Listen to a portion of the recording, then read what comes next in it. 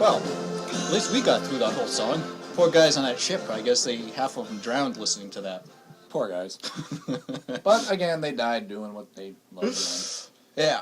Anyway, so we got a little off track. We were actually going to talk about the Verizon thing. So Verizon Yes. now has the iPhone. Verizon now has the iPhone. As you heard in the last 2 shows I did, and bombarded supposedly YouTube with them. Oh, well, they can handle it. They're powered by Google. Yeah, Google bought them. So they probably got humongous servers with thousands of gigs and terabytes of space. So anyway, so we took a look at them, and what is your assumption on it? Okay, well, we were at the mall today, and we checked out the Verizon iPhone, and it turns out that some of the more advanced features that are in use on the AT&T iPhone, mind you, AT&T has the original iPhone, and there's certain advanced features in the settings, such as the use of call forwarding, and the use of being able to change your phone number, basically being able to spoof caller ID, yeah, that could come in handy, Yeah, are not available on the Verizon iPhone. If you put the AT&T iPhone and the Verizon iPhone side by side, which we did because Dave has an iPhone, I have Droid. Just by looking at the two phones, just going through the settings and whatnot, the AT&T iPhone has more settings. It's more flexible. It can do more. So the Verizon iPhone has, in fact, been dumbed down quite a bit. And we would also like to... Yeah. That's the 3GS. That's the older. This is the older. Okay, he just handed me an So, older iPhone. One of the other things to make mention of is, to those of you who may be thinking about going to the Verizon iPhone, it is not, I repeat, it is not 4G capable. It is still on 3G. That's what we were actually discussing on the way here from the mall. The 4G phone does not support the 4G network. They're probably going to release like a 4GS. 4G means fourth generation. Right. So they're probably going to release like a 4GS phone sometime. God knows when. Yeah. But if AT&T wants to stay on top, they're going to have to come out with one pretty soon. Because there's already a lot of 4G phones out there.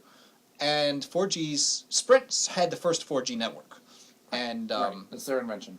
Yeah. So there's 4G in a lot of places. Like, we're just getting a 4G tower here. Woohoo! We're like out in the middle of nowhere, and we're finally getting a 4G cell tower. First to get it because, well, I don't know why.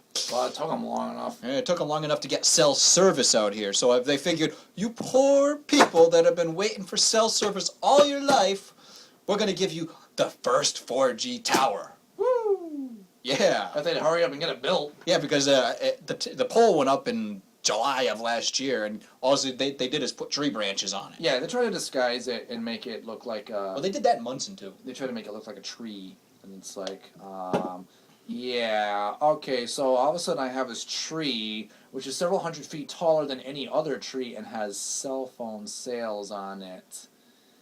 And it's supposed to look like as they say on Sesame Street, one of these things just doesn't belong here. So, one of you are just not like the other. So looking at the the 3GS that Dave was looking at, handed to me, the ability to change your phone number, or like I said, to spoof the caller ID, you can't do that on the Verizon iPhone. They locked that out. Call forwarding option is not available on the Verizon. Well, it's available. It's just you have to dial *72 and type the number in you want to do. Which a lot of people see. This is what show my caller ID, which gives you the ability to turn your caller ID function off. Yeah, that's also not available. That's basically dialing like *67 before you make a phone call. So basically, this is what Apple was thinking when they designed the iPhone for AT&T. Apple, as you know, designs idiot-proof stuff.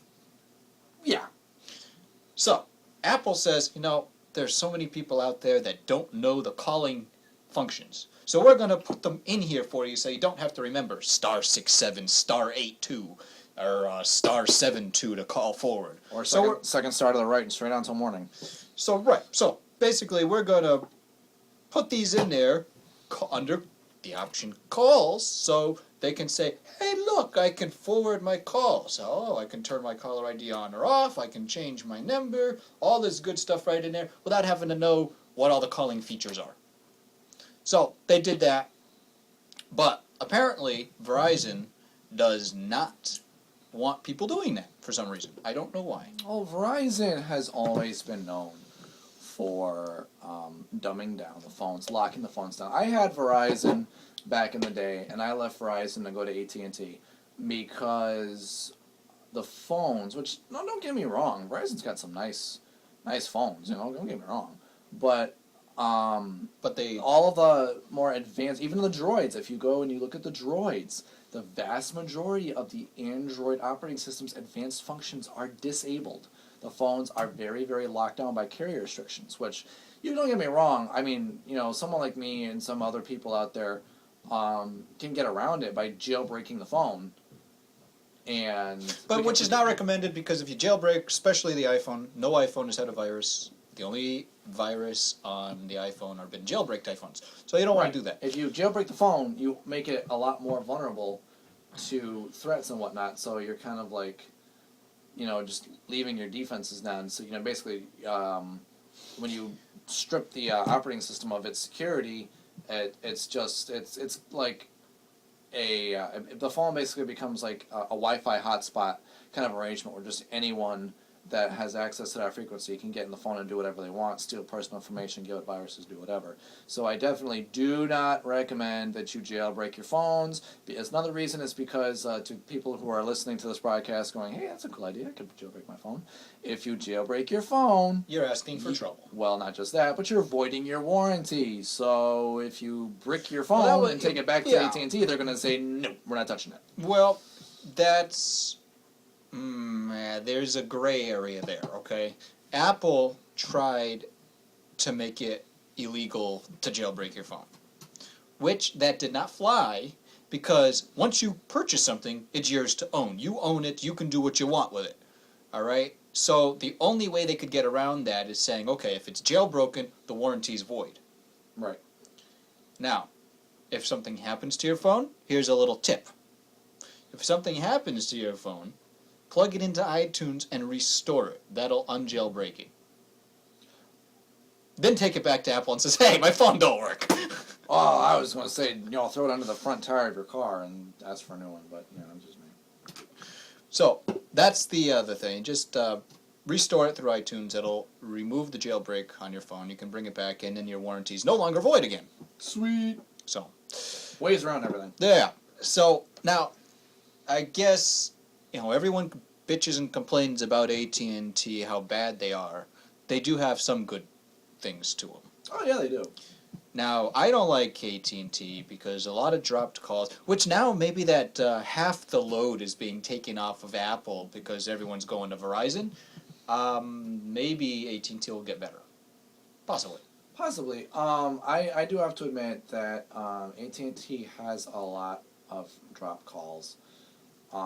The dropped calls... You will never notice that in their advertisements. Oh, no, they advertise that they have the fewest dropped calls. What are you talking about?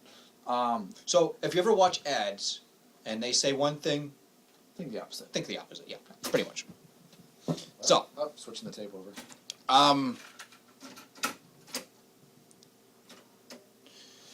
Okay. Basically, when it comes to like the AT&T and the drop calls, it very, very rarely drops the calls if you're on 3G. It almost always drops the call when you switch from 3G to Edge. It's a bad handoff. Now the funny thing is that it won't drop the call if it goes from Edge to 3G.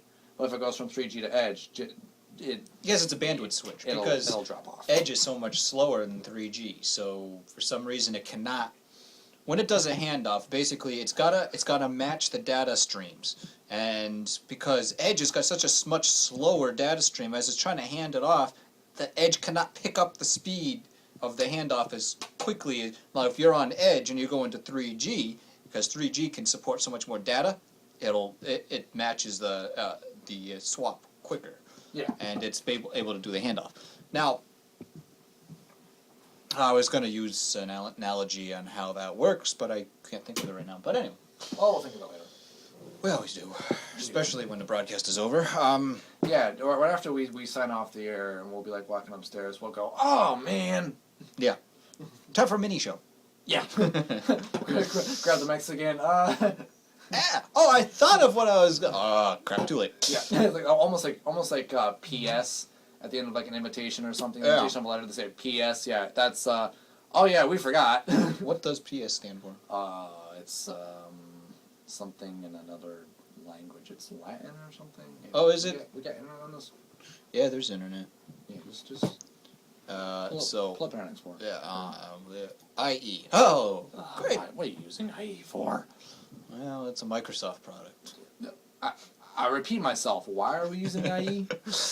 So, Okay, just give us half a second here, folks. uh, We are Google searching. so how about this winter? This has been like a record with winter, right? It's like 37 degrees out right now. It's like a heat wave. I feel like we're in the middle of summer. 37 degrees out right now. 69% humidity, west, winds at 4 miles an hour. And you think that that's summer? Well, I got an email from... You've been on the mountain too long, man. Hey, I got an email from one of the people that go to the Killua campers, and they were telling me it's 45 degrees in Florida, and they saying it's cold. So I'm saying it's 37 degrees here, and it's a heat wave, because the other night we were at 10 below, and we hit a record of 14 below that night, which broke the record because the last record set back in 1967 was 13 below. So, Okay, to our listeners out there, what does PS stand for? Wikipedia says that PS or postscript. A postscript, abbreviated PS, is writing after the main body of a letter or other body of writing. The term comes from Latin postscriptum, an expression meaning written after, which may be interpreted in the sense of that which comes after the writing. No kidding. Thanks for that. Postscript may be a sentence, paragraph, or occasionally main paragraphs added often hastily and incidentally after the signature of a letter or sometimes the main body of an essay or book. And the rest is just blah, blah, blah, blah, blah, blah, blah. Does it have anything about the movie called P.S. I Love You? Actually, probably. If I just took this right here, Probably. postscript, disambiguation. Probably. I've never seen that movie. I just remember a title from somewhere. Your internet's really slow here, buddy. Really? It's a dish. Yeah. Don't you love that's the big round thing that's on the roof? No, really, you think? Yeah, I do. Wow. So, anyways, with that note, we're going to take a small break, and we're going to hit Sharp Dressed Man right here on Wolf Radio. It's up next, ZZ Top.